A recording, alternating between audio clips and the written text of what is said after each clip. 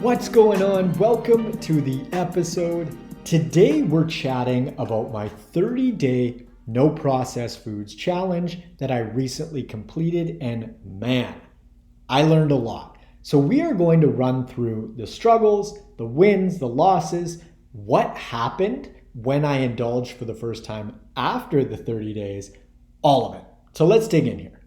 First off, why did I do this? Because I can hear folks saying, Marcus, you eat healthy enough. You don't need to lose any more weight. Relax, man. Eat a donut. Now, as you know, I love a good challenge because it's such an amazing way to level up and learn more about myself and grow. And I'd never done this 30-day challenge before. And so I thought, hey, why not? Let's have fun with this and see what I can learn. That's why. It's fairly effortless for me at this point to stay on track nutrition-wise throughout the week. It's habitual. However, my pattern had been to have sort of one bigger treat meal, cheat meal, or indulgence, whatever you want to call it, on a Saturday or a Sunday typically. But what I started to notice was that weekly indulgence began to have a bit more power or pull over me than I wanted it to. I was essentially looking forward to it a little bit too much for my liking, and so I wanted to see what it would be like to skip it. Also, I just wanted to see how my body, and even more importantly, how my brain responded. So here's how. Day 1 through 6 was breezy, which totally makes sense because it was business as usual to stay on point during the week and not indulge. I am an abstainer, and so I do far better with larger but less frequent indulgences. Moderation does not work for me, and it does not work for a lot of you guys either. For example, having a single square of chocolate does nothing for me. I want the whole bar or I don't want any at all. And choosing not to have any at all actually provides me with so much freedom because I don't have to play that back and forth game of, do I have one square? And then one square always turns into 3, which turns into 6, and then the whole bar's gone.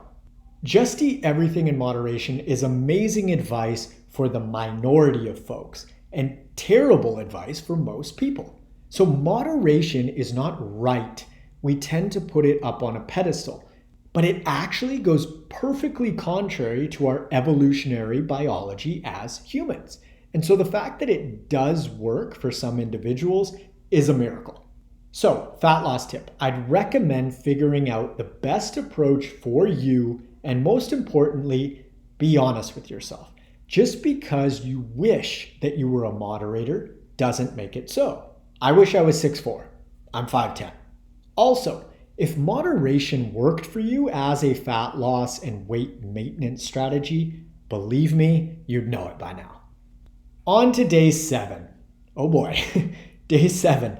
I was not hungry, but man, was I ever emotional. I had major cravings.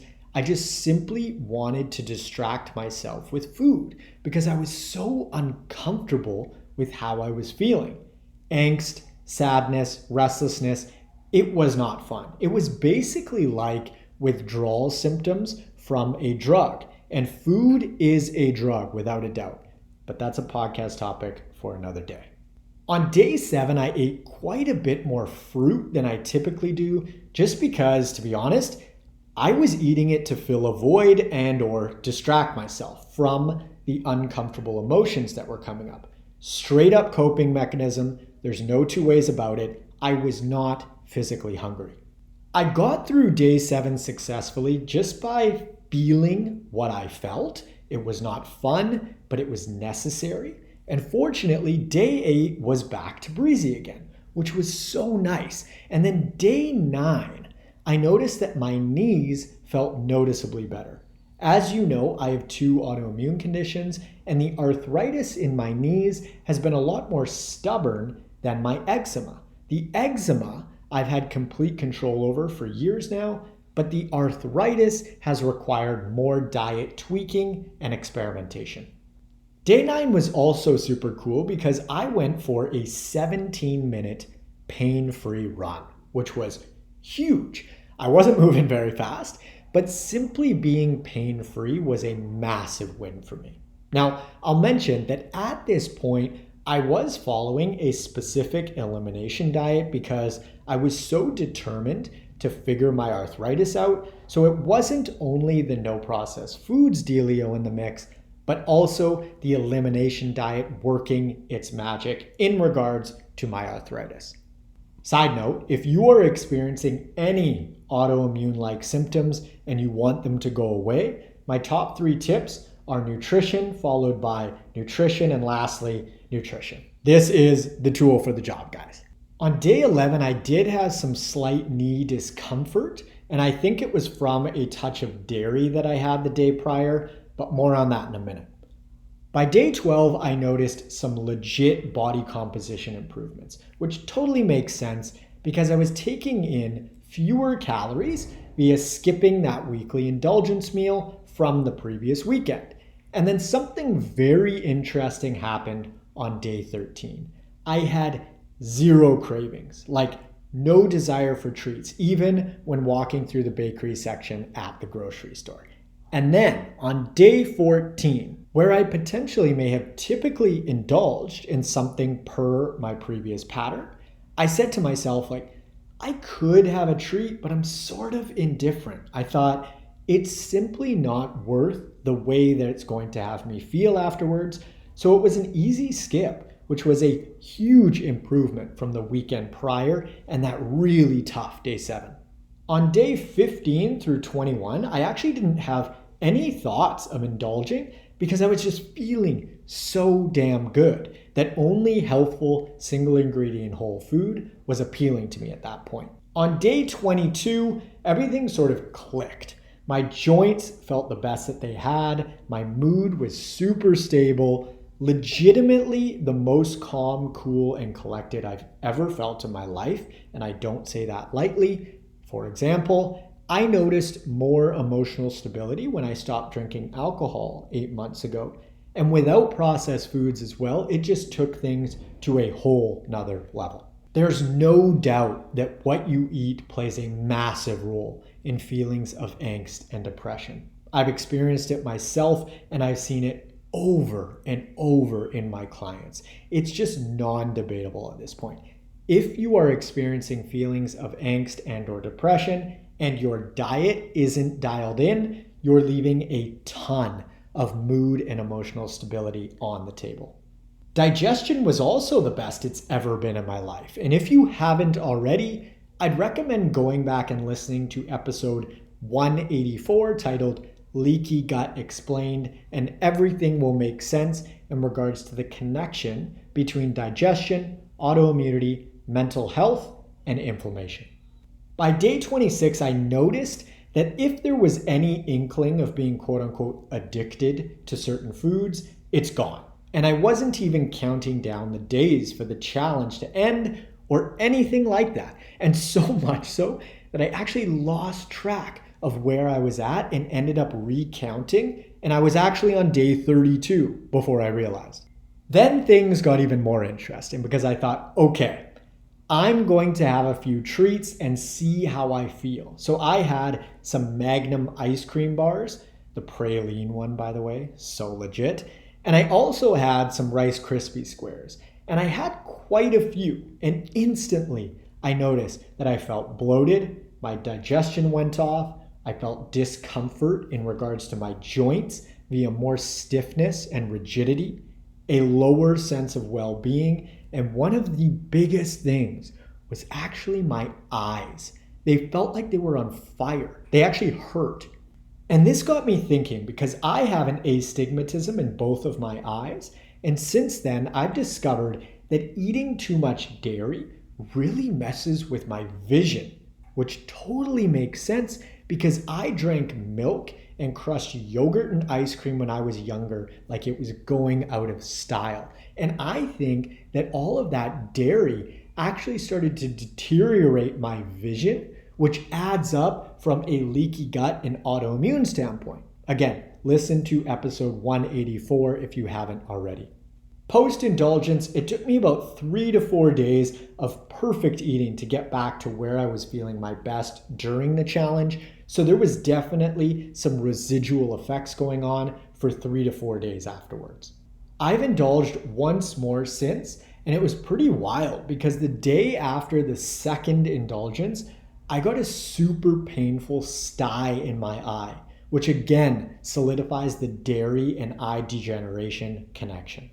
My digestion went off, of course, joints were impacted, mood and emotional stability went down the drain. I felt very anxious, depression-like feelings notched up, and it just wasn't fun. Now, even given all of this information, it does not mean that I'm never going to indulge again. The whole point of this challenge was to experiment and to get really clear on the trade-offs that I'm truly making when I eat foods that I'm simply not evolutionarily designed to eat. It's like, what happens when you put diesel fuel in a gas car? It just does not perform as well, and it adds to the wear and tear of the vehicle. The thing is, it's really helpful to quote unquote clean your slate in order to get a much more accurate picture of how the foods that you're eating are actually impacting you. For example, if you're eating these hyper-palatable treat foods on a regular basis, you just don't know what sort of impact that they're truly having on you because you're a fish in water. But by doing this 30-day challenge, you wipe the slate clean, and then when you reintroduce the funky stuff, it shows you exactly what sort of impact they're having on your body and your brain. It's sort of like moving to a different area of the city, and there are all sorts of new noises or potentially lack of noise. And at first, you really notice it, right? But then after a while, that new becomes the new normal. And you've likely heard me talk about this before. You don't know what you don't know. And so experimenting with things like this make it so you do know. And if you do choose to take something like this on, at first you are going to feel amazing in some ways, and potentially it's going to be tough in other ways because all of the uncomfortable emotions that come up are standing between you and the body that you want, or essentially the life that you want. Hence what I felt on day 7. But fortunately, it's only temporary. I was telling myself, this too shall pass. The truth is, it's not hard from purely a physical standpoint to cook and eat healthfully, right? The difficult part is feeling all of the stuff mentally and emotionally that's required in order to reap the rewards on the other end. But this is so cool because the ball is in your court.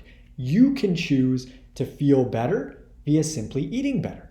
You can lose that excess fat that you're carrying around. You can have great digestion. You can heal up your joints and your skin. And you can get rid of your headaches and migraines and autoimmune conditions and acne and psoriasis, rosacea, IBS, Crohn's. You get the idea. Let food be thy medicine.